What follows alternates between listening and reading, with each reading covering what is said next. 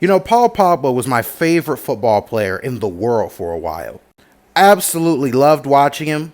Thought he had swag, thought he was incredibly skilled. Dude was like 6'3" and could dribble the ball like someone who was 5'10".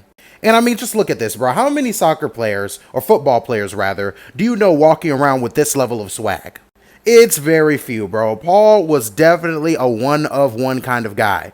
And in my opinion, once again, he was one of the most skilled, taller football players that I'd ever seen in my life. Of course, you have Ronaldo, who is 6'1" and is incredible. But Pogba was 2 inches taller and some would say just as good of a dribbler.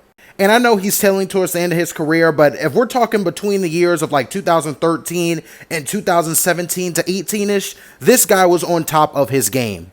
Team of the Year, World Pro 11, World Cup champion in 2018, 4-time champion of the Serie A League. I mean, the guy was just unreal.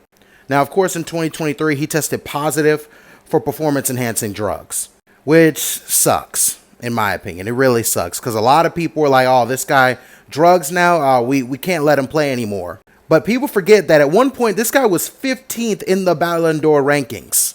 And that was only because of a couple things, which were injuries. Injuries derailed this man early in his career. I mean, it felt like he was never on the pitch for a full season. But if we're talking about those Man City days, man, bro. Man, this guy, bro. I absolutely loved watching him. He was my favorite player. He was the first guy that made me start to watch football outside of Messi and Ronaldo. Absolutely love him, bro. And I miss a player like this. We need somebody else who can step up and have this amount of swag and be this outspoken on the football pitch again.